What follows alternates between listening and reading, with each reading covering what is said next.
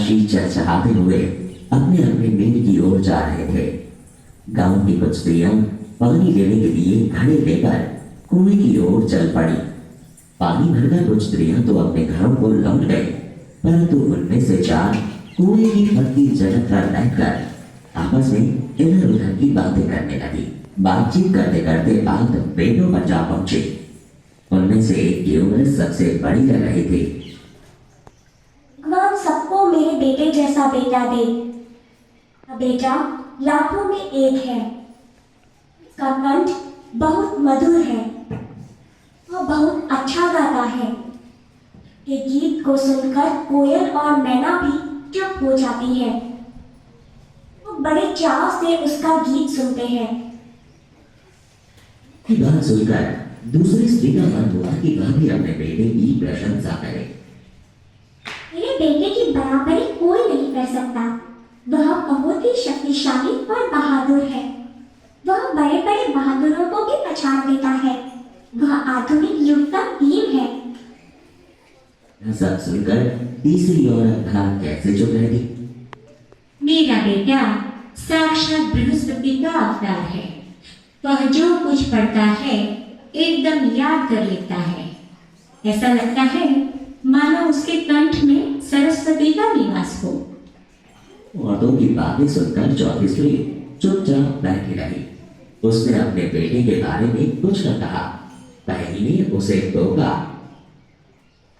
बहन, तुम क्यों चुप हो? तुम भी तो अपने बेटे के बारे में कुछ बताओ। मैं अपने बेटे की क्या प्रशंसा करूं? वाह, न तो गंधर्व सा गायक है, न भीम सा बलवान, और न ही बृहस्पति सा बुद्धिमान। समय बाद जब वे सब घड़े सिर पर रखकर लौटने लगी, तभी किसी गीत का मधुर स्वर सुनाई पड़ा।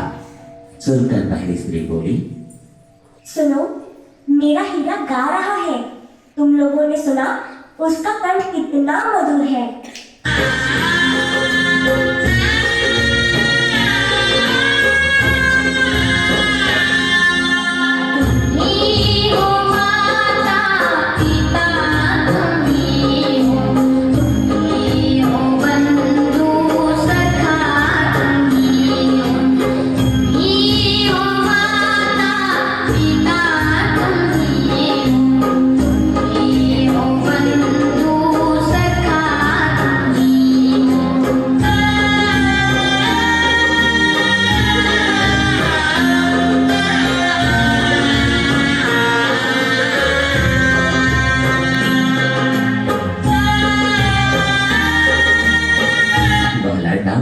गीत गाता हुआ उसी रास्ते से निकल गया।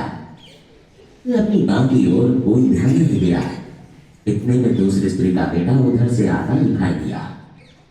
दूसरी स्त्री उसे देखकर गर्व से बोली, देखो, वह मेरा लाडला बेटा आ रहा है।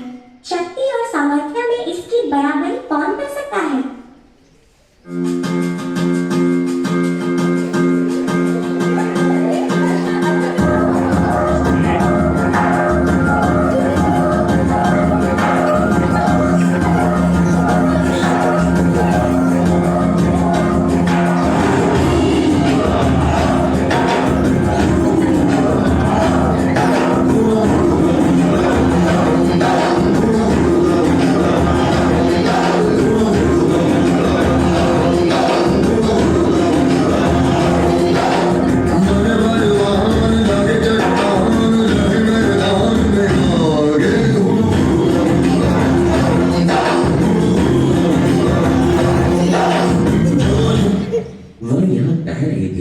उसका बेटा भी उसकी ओर ध्यान दिए बिना ही निकल गया।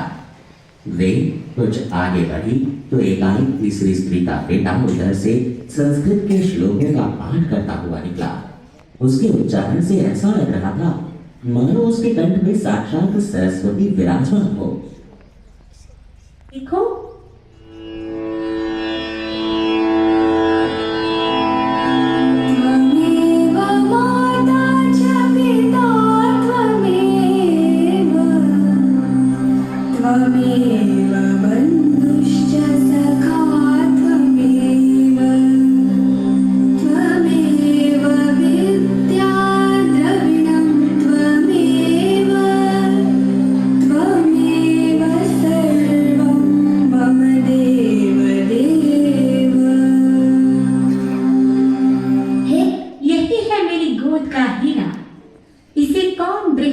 का अवतार नहीं कहेगा। परंतु उसका बेटा भी मां की ओर देखे बिना आगे बढ़ गया। वह अभी थोड़ी ही दूर गया था कि चौथी स्त्री का बेटा भी अचानक उधर से आ निकला। वह देखने में बहुत ही सीधा साधा और सरल प्रकृति का लग रहा था। उसे देखकर चौथी स्त्री ने कहा,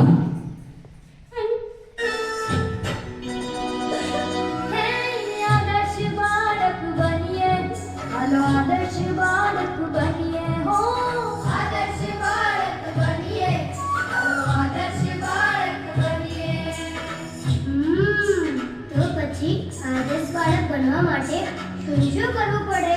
માતા પિતાની સેવા કરીએ, નિત્ય પ્રભુની ભક્તિ કરીએ, માતા પિતાની સેવા કરીએ, નિત્ય પ્રભુની ભક્તિ કરીએ, નિયમ લઈએ હાલો હાલો આદર્શ બનીએ, નિયમ લઈએ હાલો હાલો આદર્શ બનીએ, બનીએ રે હાલો આદર્શ બનીએ, बनिए रे हालो आदर्श बनिए। यही मेरा लाभ है।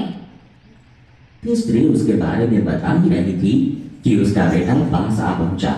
अपनी मां को देखकर वह रुक गया और बोला, लाओ मैं तुम्हारा गला पहुंचा दूं।